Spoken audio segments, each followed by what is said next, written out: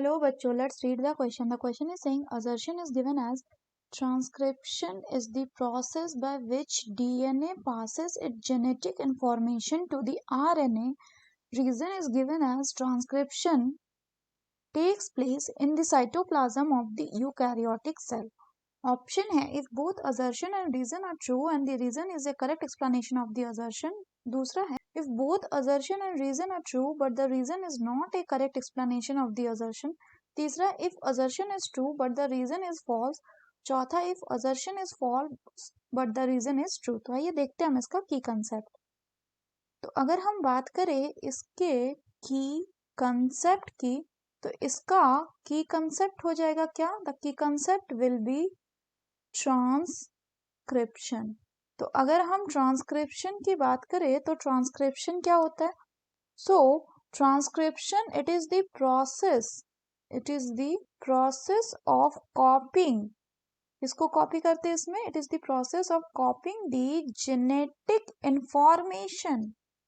Genetic information from one strand of DNA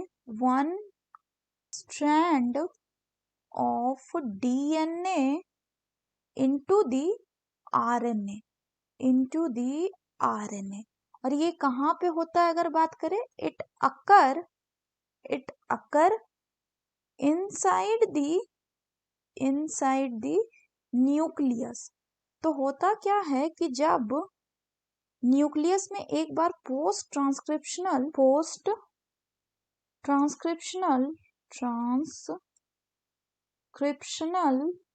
modification एक बार हो जाता है. पोस्ट ट्रांसक्रिप्शनल मॉडिफिकेशन एक बार हो जाता है किसमें? अगर ट्रांसक्रिप्ट में. उसके बाद ही ये जो ट्रांसक्रिप्ट है ये क्या करता है? ये बाहर आता है. comes out of the nucleus. So अगर हम क्वेश्चन की बात करें तो क्वेश्चन में क्या पूछा गया है? क्वेश्चन में पूछा गया है कि transcription is the process by which DNA passes its genetic information to the RNA. सही बात है.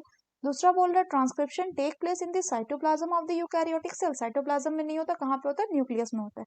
सो ये गलत हो गया. So the correct option will be option 3, that is if assertion is true but the reason is false. So that's all for the question, bachcho. Hope you understood it well. Best of luck.